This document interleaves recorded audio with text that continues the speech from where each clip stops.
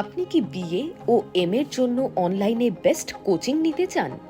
বাংলা অনার্সে ভালো রেজাল্ট করতে চান?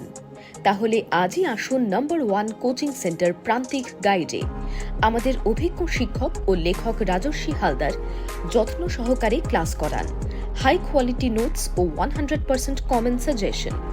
এছাড়া আর্টস সমস্ত বিষয়ের অফলাইনে ক্লাস এবং নোটসের ব্যবস্থা রয়েছে।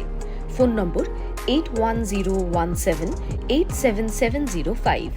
এখন আমি দিয়ে দিচ্ছি তাহলে কলকাতা বিশ্ববিদ্যালয় BA 4th semester Bangla honours বা মেজর ডিএসসিসি 5 পেপারের সাজেশান। এই পেপারে ফুল সাজেশানটা আজকে দিয়ে দিচ্ছি 3টে মডিউল থেকে 15 এবং 5। আর একের জন্য একটা আলাদা ভিডিও করে দেবো এবং previous years question answer solve অবশ্যই দেবো। তোমরা তো জানো, চ্যানেলের সঙ্গে থাকবে, সাবস্ক্রাইব করবে। আর এই পেপারে যারা নোটস সংগ্রহ করতে চাও, আমার কাছে যারা অনলাইন ক্লাস করতে চাও, স্ক্রিনে নাম্বারে যোগাযোগ করবে। খুব স্বল্প পারিশ্রমিকে আমি নোটস এবং ক্লাস প্রোভাইড করি। এই পেপারে রয়েছে কিন্তু মধ্যযুগ। মধ্যযুগের টেক্সটের উপর নির্ভর করো। টেক্সট তোমাদের 15টা শর্ট কোশ্চেন, কারোর প্রয়োজন পড়বে না যদি তোমরা টেক্সট কটা ভালো করে দখলে রাখো। টেক্সট বৈষ্ণব পদাবলী, চণ্ডীমঙ্গল, শাক্ত পদাবলী, 3টে জায়গার টেক্সট ভালো করে পড়াশোনা করো, দেখবে সব থেকে বেশি নাম্বার পাবে। যদি তোমরা 80% মার্কস পেতে চাও তাহলে অবশ্যই টেক্সট পড়বে। আর আমি যে সাজেশনটা দিচ্ছি, যেগুলো দিচ্ছি, এগুলোই ফলো করো। আর অবশ্যই সঙ্গে থাকবে প্রান্তিক গাইডের last minute final suggestion. Clear? প্রান্তিক গাইডের লাস্ট মিনিট ফাইনাল সাজেশন কেউ মিস করবে না, অবশ্যই ফলো করবে। 100% কমন। আমি যেগুলো দেবো যেমনভাবে বলবো ঠিক তেমনভাবে ফলো করবে। আমরা বলছি যারা অনলাইন ক্লাস করতে চাও বা নোট সংগ্রহ করতে চাও, স্ক্রিনে নাম্বারে যোগাযোগ করবে।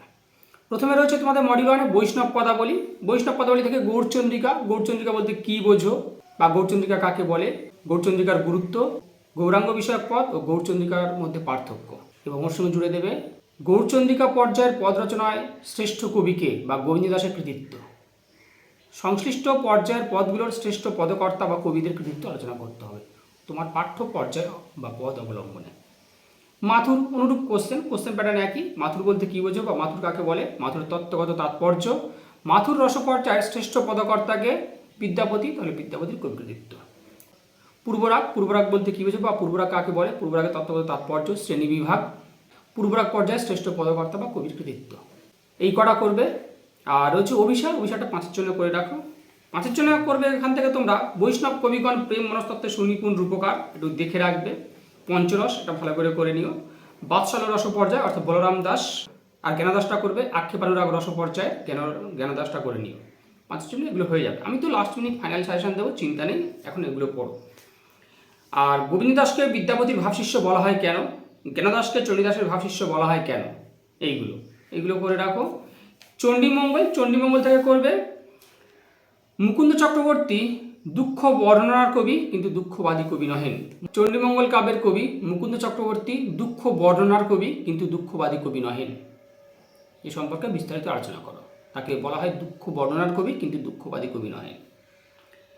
এই যুগে জন্মালে তিনি কবি না হইয়া ঔপন্যাসিক হইতেন। এই যুগে জন্মগ্রহণ করিলে তিনি কবি না হইয়া ঔপন্যাসিক হইতেন। অভিমতটিকার শ্রীকুমার বন্দ্যোপাধ্যায়। অর্থাৎ কবি কঙ্কন মুকুন্দ চক্রবর্তীর ঔপন্যাসিক চেতনা, সেটা আলোচনা করতে হবে। হাস্যরস, চণ্ডীমঙ্গল কাব্যের হাস্যরস আলোচনা করো। গ্রন্থ উৎপত্তির কারণ অংশের সমাজ বাস্তবতা, এটা অবশ্যই করবে। পড়ে গিয়েছে বলে এমন নয় কেউ বাদ দেবে। আর বিশেষ করে টেক্সটে এই গ্রন্থ উৎপত্তির কারণটা ভালো করে দখল রাখো। এখান থেকে প্রতিবারে প্রশ্ন হবে, সে 15 হোক, 5 হোক, 1 হোক, পুরো কাব্যের মধ্যে এটাই হচ্ছে মূল প্ল্যাটফর্ম, জংশন। তাই অবশ্যই গ্রন্থ উৎপত্তির কারণ করতেই হবে। সমাজচিত্র বা সমাজ বাস্তবতা, চণ্ডীমঙ্গল কাব্যের মধ্যে কতটা সমাজচিত্র ফুটে উঠেছে বা কতটা সমাজ বাস্তবতার পরিচয় পাওয়া যায় তা আলোচনা করো। কালকেতু চরিত্র, ফুল্লরা চরিত্র, ভারদত্ত চরিত্র, মুরারির শীল।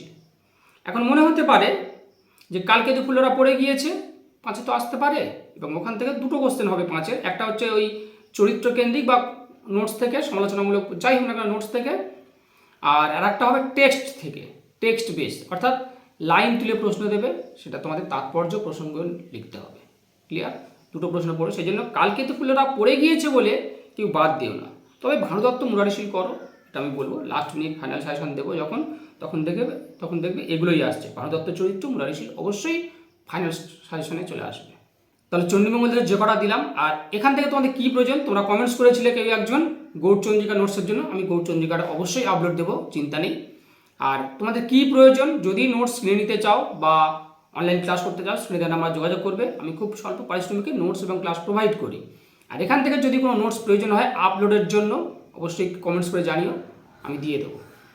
শাক্ত পদাবলী রামপ্রসাদ সেনের কবিকৃতিত্ব, কমলাকান্ত ভট্টাচার্যের কবিকৃতিত্ব অবশ্যই করবে। রামপ্রসাদ সেন, কমলাকান্ত ভট্টাচার্য। মাতৃচরণে শরণাগতি ও মায়ের পায়ে অনন্ত নির্ভরতাই দুঃখ জয়ের সেরা উপায়। আগমনীয় বিজয়া গানকে কেবল ধর্মীয় গীতি হিসাবে না দেখে মা মেয়ের দৈনন্দিন জীবনের সমাজচিত্র হিসাবে ফুটে উঠেছে। আগমনীয় বিজয়া গানকে কেবল ধর্মীয় গীতি হিসাবে না দেখে মা মেয়ের দৈনন্দিন জীবনের সামাজিক চিত্র ফুটে উঠেছে। শাক্ত সাধনা ও ভক্তিবাদকে ছাপিয়ে বড় হয়ে উঠেছে মানবিক আবেদন। শাক্ত সাধনা ও ভক্তিবাদকে ছাপিয়ে বড় হয়ে উঠেছে মানবিক আবেদন। ভক্তের আকুতি, দুঃখ কষ্ট পীড়িত মানব মনের আকুতি। এখান থেকে কিন্তু প্রচুর প্রশ্ন, মানে সমস্ত কোশ্চেন হয়তো আলাদা, বেশিরভাগ ক্ষেত্রে উত্তর প্রায় একই, আগমনী বিজয়া আর ভক্তের আকুতি। কোশ্চেন একটু ঘুরিয়ে ফিরিয়ে আসে, বুঝবে, তারপর তোমরা অ্যান্সার লিখতে যাবে। ক্লিয়ার? তাহলে ভক্তের আকুতি, দুঃখ কষ্ট পীড়িত মানব মনের আকুতি। শাক্ত কবিরা ছিলেন মাতৃ হৃদয়ের সুনিপুণ শিল্পী। শাক্ত পদাবলীর সর্বত্র মাধুর্য ও ঐশ্বর্য ভাবের প্রকাশ ঘটেছে। শাক্ত পদাবলীর সর্বত্র মাধুর্য ও ঐশ্বর্য ভাবের প্রকাশ ঘটেছে, তা আলোচনা করো। ভক্তের আকুতি পর্যায়ের পদে তৎকালীন সমাজ জীবনের যে চিত্র ফুটে উঠেছে। শাক্ত পদাবলীর আগমনী বিজয়ার পদে বাঙালির ঘরের কথা উপস্থাপিত হয়েছে। শাক্ত পদাবলীর আগমনী বিজয়ার পদে বাঙালির ঘরের কথা উপস্থাপিত হয়েছে, আলোচনা করো। ভক্তের আকুতি পর্যায়ে যুগজীবনের দুঃখ ও নৈরাশ্য ফুটে উঠেছে। ভক্তের আকুতি পর্যায়ে যুগজীবনের দুঃখ ও নৈরাশ্য ফুটে উঠেছে, তা আলোচনা করো। ভক্তের আকুতি পর্যায়ে প্রতিফলিত 18 শতকের সমাজ বাস্তবতার যে পরিচয় পাওয়া যায়, তা আলোচনা করো। ভক্তের আকুতি পর্যায়ে প্রতিফলিত 18 শতকের সমাজ বাস্তবতার যে পরিচয় পাওয়া যায়, তা আলোচনা করো। এই কটা আমি অবশ্যই তো লাস্ট মিনিট ফাইনাল সাজেশন দেবো, চিন্তা নেই। প্রান্তিক গাইডের সঙ্গে থাকো, চ্যানেলটা সাবস্ক্রাইব করে রাখো, নিশ্চিত থাকো আমি লাস্ট মিনিট ফাইনাল সাজেশন অবশ্যই প্রোভাইড করবো সঠিক সময়। এগুলো দিয়ে নিই, সাজেশনগুলো দিলাম, দিয়ে দেবো। আর যেগুলো দিলাম এগুলোই আপাতত রিডিং দাও। বিশেষ করে এটুকু বলবো, যারা 80% মার্কস পেতে চাও, তারা অবশ্যই আমি মনে করি সবগুলো পড়া দরকার। আর নোটস লেখা প্র্যাকটিস করো, অবশ্যই লেখা প্র্যাকটিস করো, এবং টেক্সট, যতগুলো টেক্সট আছে দখলে নিয়ে নাও। টেক্সট না হলে তোমরা ভালো স্কোর করতে পারবে না, এটা বলে রাখছি। আমি বারবার কিন্তু টেক্সটের উপর জোর দিই এবং সংক্ষিপ্ত প্রশ্ন উত্তরের উপর জোর দিই। এই দুটো হচ্ছে সবথেকে গুরুত্বপূর্ণ জায়গা, স্কোরের জায়গা। টেক্সট পড়া থাকলে 15-5-1, কোনো চিন্তার প্রয়োজন নেই। আর শর্ট কোশ্চেন যদি 15 নাম্বার নিতে পারো, তাহলে কিন্তু তুমি 80% স্কোর অবশ্যই করবে। তাই যদি 80% স্কোর করতে চাও, আমি বলবো তোমরা টেক্সট এবং শর্ট কোশ্চেনের উপর জোর দাও। আর সালের শর্ট কোশ্চেন আমি তো অবশ্যই দেবো, চ্যানেলের সঙ্গে থাকো। আর যদি অনলাইন ক্লাস করতে চাও বা নোটস সংগ্রহ করতে চাও, স্ক্রিনে নাম্বার যোগাযোগ করো। আর তোমাদের কী প্রয়োজন অবশ্যই কমেন্টসে জানাও, আমি সেটা আপলোড দিয়ে দেবো, চিন্তা নেই। প্রান্তিক গাইড তোমাদের সঙ্গে রয়েছে, নিশ্চিত থাকো।